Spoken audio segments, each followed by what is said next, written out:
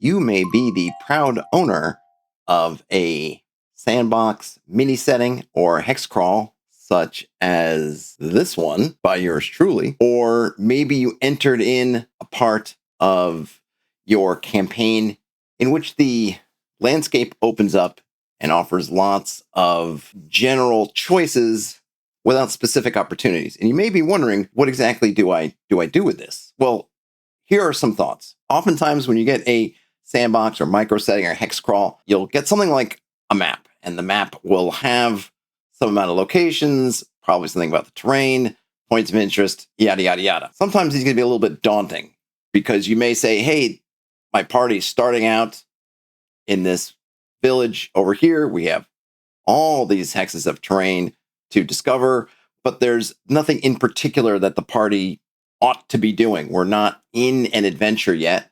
I haven't given them any hooks. And this will work for some parties just like that. Some players will be very enterprising. They will have their own goals, and they will automatically just start looking for stuff to do. But others might need a little bit more hand-holding. And you, as a GM, you might need a little bit more inspiration or material. Something that folks will do often when presented with a mini setting is they'll fill it up with stuff they already have, different adventures, materials that they've made up. For example, you might look at this area up here and see that it might suggest with the river, a stronghold, that, hey, we could put Keep on the Borderland in here somewhere. It could maybe be in this hex right here, or perhaps here, or maybe here. If we just sort of flip-flop, we mirror image the map, we could say, yeah, we could put the keep here, and so you're adventuring from the castle here into this wilderness. We've got the river. We could almost use the map as is. Like I said, if we kind of mirror image it, great, that's something to do. You might have other modules that fit particular locations or terrain types that you can also fit in pretty well. And that's absolutely one thing to do. But what if you don't have those? What if you don't own Keep on the Borderlands? What if you don't want to run Keep on the Borderlands? What if you just need something for a particular session or maybe within a session? What do you do? Well, often these hex crawls, sandboxes, mini settings will give you stuff. You'll look in here and you will see we've got keyed hexes. There's things in the hexes, and maybe you can just, if the party's wandering around, they might just fall into something. But let's say we want something more. The party doesn't really want to wander around, or that's not something we want to count on. And we want to give them a list of opportunities, or they want to inspect a job board, or they want to ask some local for, hey, what needs doing around here? And there isn't anything particular in the adventure to just give you that. Well, what can you do? Let's say, for example, that we have a party who has started off in this village of Hoffeld. This is just the kind of starting village in this particular hex crawl. We need something for them to do. First thing I would do as the GM is we can look at, assuming there's no hints in there of things to do, and to be fair, I do have some rumors, folktales, and legends, but these aren't specific adventure hooks. They're more inspirational things. So we want a specific adventure hook. We're in an area called the Low Plains. What we want to do, or what I would say to do, is to look at the encounters that we give you. So here in this area where this village is, we've got a list of encounters. Looking at what we have, we've got, okay, so we can see there's a peasant farmer. That's not particularly helpful. That's not it's not an adventurous situation of itself. Herdsman, yeah, same thing. Fisherman, same thing. Maybe now we look at and say, oh, we go into the kind of more uncommon ones. All right, the sergeant, yeah, it's not really adventurous. The reeve, who is an authority figure, could be an adventure giver, but that particular individual himself would not be, say, an adventure. Messenger also could be an interesting moment, but we need something else to go with it. We're going to forget this conflict, which is just rolling twice. But here on the rare side, we've got bandits, we've got wolves, we've got hippogriffs, and we've got ghouls. These are all potentially adventures or elements of adventures. Maybe they meet up with a peasant farmer who's having trouble with the wolves. Maybe the reeve has been robbed or threatened by the bandits. He was caught out of position, bandits got him, or he simply can't handle the bandits, needs help. Maybe the messenger has been kidnapped by the bandits. We can see here how looking at the encounters can give us ideas. Now we've got some things that we can work with, and we can think about if they go to the job board, if they go to the reeve, if they go and talk to a herdsman walking around, What might that herdsman be talking about? Maybe they saw ghouls in the night. Maybe a farmhouse was destroyed by a ghoulish attack, and we can look at that. Not only can we look at that as a thing for the party to do. Party goes up, sees a herdsman with their sheep. Hey, herdsman, have you heard anything? What goes here? What's happening?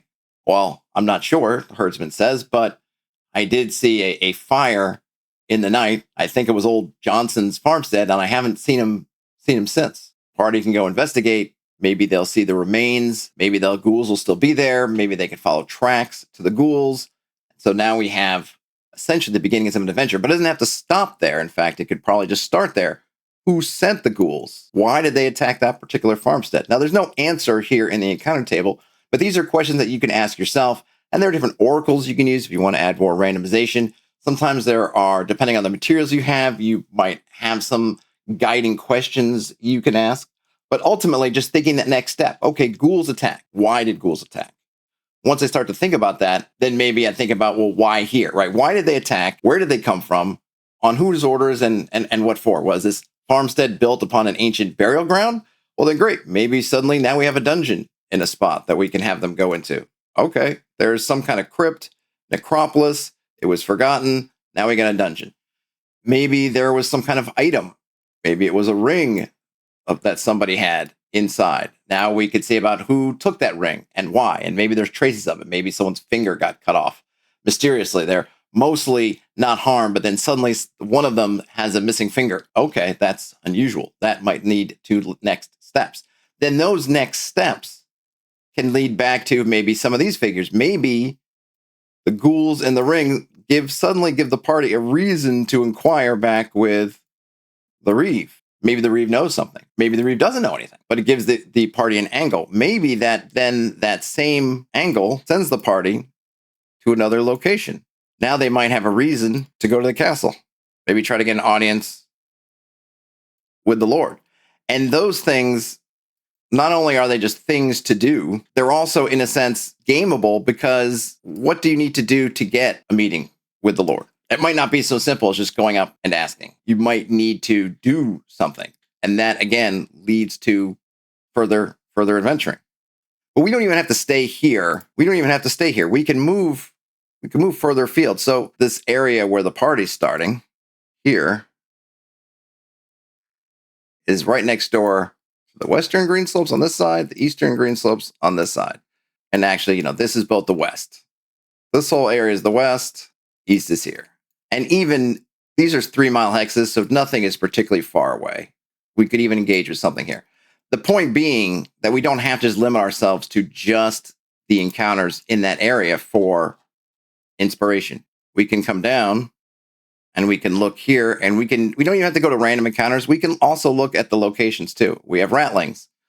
How might the ratlings be involved with what's going on? We have these spiderkin. Do the spiderkin have something to do with the ghouls that we established? Or maybe it's just their own thing. We've got an abandoned mage's tower, which could be used for any number of things. And then we have back to having some encounters again. So if we just go back to our encounter list, we've got wolves, we've got giant lizard, we've got giant hawks, we've got these spiders. These are also spider types, the ratlings, piglings, hippogriffs. These are like treants, and some giant beetles. These could also be things. When we're looking at some of these more interesting, exotic, in the more monstrous class, we might look at, well, what does somebody want with a hippogriff? It could just be the hippogriff attacked somebody's farm. Easy peasy. But it could also be that someone needs a hippogriff part, or a hippogriff egg, or a hippogriff claw, or a hippogriff beak. That's part of some kind of recipe or ritual. And these things are ways you can tie in maybe some more interesting NPCs. Maybe there's a conjurer, some other kind of wizard going around, or someone who just wants it. I mean, if a strange, disheveled farmer who you hadn't seen before comes up and says, hey, I'm looking for a hippogriff claw, and I'll pay you what I have for it, that should get the party thinking. I know that would get me thinking, okay, well, what does a farmer need? What does a farmer need with a hippogriff claw? What does a god need with a starship, right? It gets you thinking. Maybe there's an interesting recipe that you come up with of why someone might need the carapace of a bombardier. If they want to get rid of a forest warden or something else, why do they do it? The idea here is to take all these elements that are in this sandbox, and really that's maybe the key thing about a sandbox is the sandbox is giving you all the elements. It's giving you all these ingredients, but it's leaving up to you often what to make with them, the recipe. It's giving you the larder. and you open it up and you can see everything there is to offer. Of course, you can always add your own stuff as well. And it's saying, here are all these ingredients. Now you and your players get to mix them together in pretty much anything you want. And for some folks, that might be a weakness because they want more of the recipe. And there's absolutely nothing wrong with that. But for other folks, that's a strength. That is exactly what they want. They don't want to follow a recipe step by step. What they want is, give me all the stuff and we'll create the recipe as we go. So think of everything you see in your micro setting, sandbox, hexcrawl as ingredients. And then you start to mix them together. And for every step, ask yourself questions. Somebody wants a hippogriff claw. Who wants it? Why do they want it? What does it do? Then those might create, or they should, probably will create more questions, which create more steps. And each one of those steps becomes part of the adventure. Well, the party gives the hippogriff claw to the strange farmer. Does maybe the farmer need something else to go with it? Do they then say, oh, you were really great at finding that claw. What I need is the carapace of a bombardier beetle. Maybe the party goes out and gets that. Presumably, they might be getting more curious and more curious. Even if they don't, suddenly there's this plot in motion. Okay, so this strange farmer, he's doing something. What are they doing? What do they want? And how is this maybe affecting other folks? Maybe somebody else comes out of the woodwork and says, hey, we saw this strange farmer. We have weird sightings on a hilltop. We want you to stop them, or we want you to look at them, or we think you're involved. So now you're on the hook if something terrible happens. Now the party's invested in stopping them because they're going to be blamed. They were spotted with this guy. They were spotted handing over a bloody hippogriff claw, maybe wrapped in newspaper, wrapped in parchment to the strange farmer. Now the farmer's up to no good with it, well, people saw the party with it. So if they don't want to be held responsible, now they have to fix it. And these are all things that become adventures. And the great thing with this sandbox is it doesn't necessarily one adventure. You've got a multitude of potential adventures that are all there, but you probably have to put in a little bit of work to get there. Now, the good thing is that you don't have to do all the work at once. Just start with that first step. Hey, somebody wants you to get a hippogriff claw. That's all you need. If the party doesn't bite, they don't follow through, something else happens, that's fine. Either you can roll some dice or figure out whether somebody else fulfills that order for the strange farmer and their plot continues, or do they just fade away in the woodwork, or do they try to do it themselves and they're successful or unsuccessful? You could have a funny thing later on. If there was a farmer that came asking for about a hippogriff claw, the party doesn't do it. Then later on, they find a hippogriff nest or lair, and there's the body of the strange farmer in there. Obviously, they went for it themselves, and they didn't succeed.